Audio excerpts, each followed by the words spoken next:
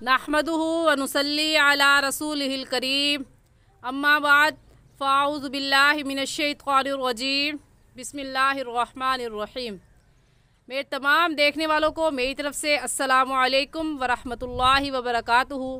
उम्मीद है आप सब खैरियत से होंगे। दुआ है कि अल्लाह जल्ला शानुहु आपकी तरफ बढ़ने वाले हर शर को खैर में बदल दे। आमीन सुम्मा आमीन। आज के सबक में हम सूरतुल क़ारिया पढ़ेंगे। आपसे गुजारिश है कि आप इस सबक को सुने और बार बार सुने और इसको सुनकर अपनी तजवीद की गलतियों को दुरुस्त करें, क्योंकि कुरान का ताल्लुक़ हर चीज़ के साथ है, नमाज के साथ है, वज़ाइफ के साथ है। और इसके अलावा आप चलते फिरते जो भी वजीफ़ा पढ़ रही हैं, ज़िक्र अज़कार कर रही हैं, तिलावत कर रही हैं, उन सब चीज़ों के साथ कुरान पाक का ताल्लुक़ है। तो उस कुरान पाक का दुरुस्त होना नहायत ही ज़रूरी है, ताकि हम दुरुस्त पढ़ें और हमारे लिए वो सदक़े जारिया बने। तो पढ़ना शुरू करते हैं।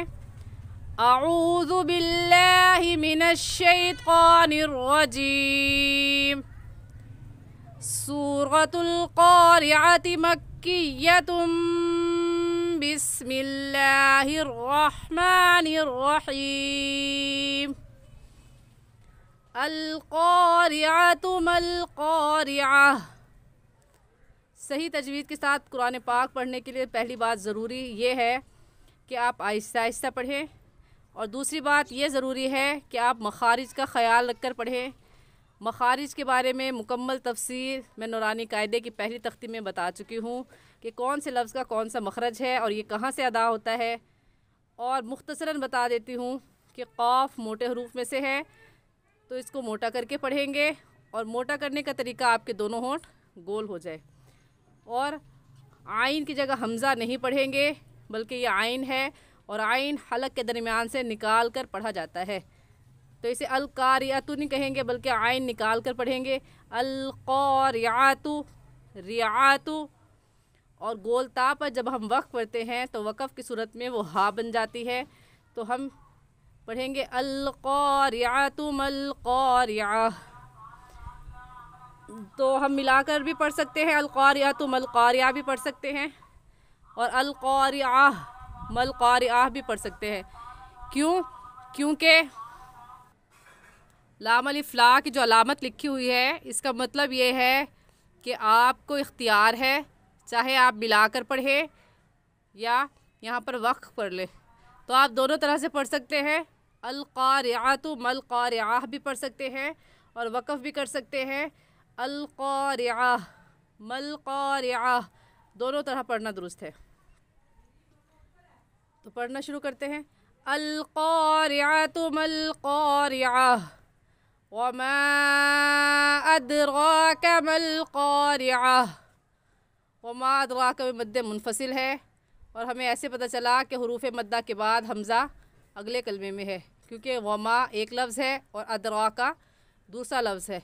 हुरूफ मद्दा इसमें अलिफ मद्दा है, और अलिफ मद्दा कैसे है, क्योंकि अलिफ से पहले ज़बर आ जाए तो वो अलिफ मद्दा कहलाता है। तो हुरूफ मद्दा के बाद हमज़ा अगले कलमे में है, इस वजह से इस मद को मद्दे मुनफसिल और मद्दे जायज़ कहेंगे। और इसकी मिक़दार इसको 3 अलिफ के बराबर खींच कर पढ़ेंगे, ना इससे कम और ना ही इससे ज़्यादा। इन छोटी छोटी बातों का ख्याल रख कर आप जब आप तिलावत करेंगी तो आपकी तजवीद दुरुस्त खुद ब खुद हो जाएगी। तो ऐसे पढ़ेंगे। वमा अदराक मल क़ारिअह यौम यकूनुन नासु कल फ़राशिल मबसूस। यकूनुन नास में नून मुशद्दद है, और नून मुशद्दद पर हमेशा गुन्ना होता है, इसलिए हम यहाँ पर गुन्ना करेंगे। और गुन्ना एक अलिफ की मिक़दार नाक में आवाज़ छुपाने को गुन्ना कहते हैं। और कल फ़राशी में रा के ऊपर ज़बर आ गया है, इसलिए इस रा को पुर यानी मोटा करके पढ़ेंगे। और मोटा करने का तरीका कि आपके दोनों होंठ गोल हो जाएं, और आप ऐसे पढ़ेंगी। यकूनुन गुन्ना करेंगी पहले, यकूनुन नासु कल फ़राशिल मबसूस। मबसूस में बा हुरूफ कलकला में से है, तो यहाँ कलकला करेंगे। और कलकला के माने है कि जब आप कलकला हुरूफ अदा करेंगी, जो कि 5 हैं, क़ाफ़ त्वा बा जीम दाल, जिनका मजमुआ कुतुबुज्जद्दीन है, इसके बारे में भी हम नूरानी कायदे में पढ़ चुके हैं कि जब ये हरूफ साकिन हो तो इनको अदा करते वक्त हल्की सी हरकत देकर पढ़ते हैं। तो ऐसे पढ़ा जाएगा मबसूस वतकूनुल जिबालु कलइहनिल मनफूश। मनफूश पे गुन्ना क्यों किया? क्योंकि नून साकिन के बाद हरूफ हल्की हमज़ा हा, आइन हा, गैन खा और लाम रा में से कोई लफ्ज़ भी नहीं है, इसलिए इस नून साकिन पर हम गुन्ना करेंगे और ऐसे कहेंगे मनफूश।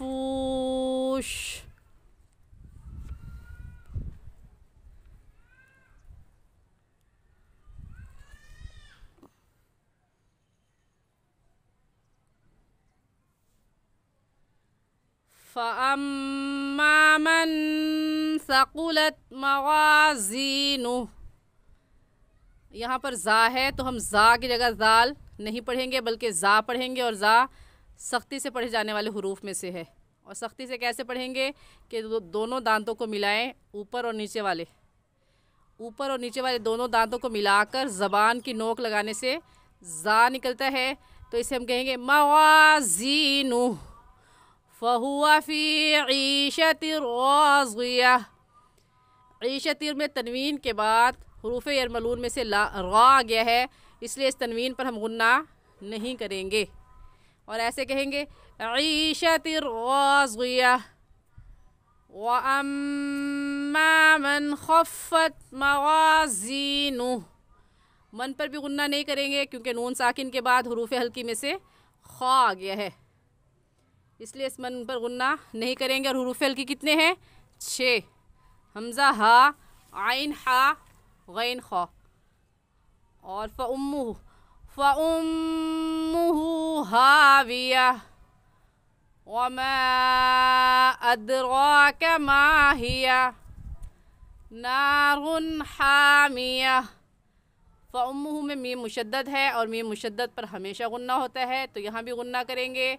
वमा अदराका में मद्दे मुनफसिल और मद्दे जायज़ है क्योंकि हरूफ मद्दा के बाद हमज़ा अगले कलमे में है, इसलिए इस मद को मद्दे मुनफसिल और मद्दे जायज़ कहेंगे और इस मद को 3 अलिफ के बराबर खींचेंगे, ना इससे कम और ना ही इससे ज़्यादा।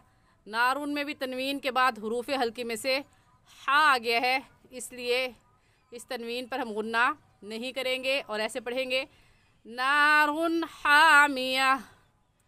एक बार फिर से तिलावत कर लेते हैं। अऊज़ु बिल्लाहि मिनश शैतानिर रजीम। सूरतुल क़ारिअति मक्किय्यतुम बिस्मिल्लाहिर रहमानिर रहीम। अल क़ारिअतु मल क़ारिअह वमा अदराक मल क़ारिअह यौम यकूनुन नासु कल फ़राशिल मबसूस वतकूनुल जिबालु कलइहनिल मनफूश। फ़अम्मा मन सक़ुलत मवाज़ीनुह फ़हुवा फ़ी ईशतिर राज़िया व अम्मा मन खफ़्फ़त मवाज़ीनुह फ़उम्मुहु हाविया वमा अदराक मा हिया नारुन हामिया। आज के लिए इतना ही। आप में से जो हमसे पर्सनल में पढ़ना चाहता हो, अपना कुरान पाक सुनाना चाहता हो या तजवीद के साथ दोबारा से पढ़ना चाहता हो, तो वो नीचे दिए गए व्हाट्सएप नंबर पर हमसे रब्ता करें। अस्सलामु अलैकुम वरहमतुल्लाहि वबरकातुहू।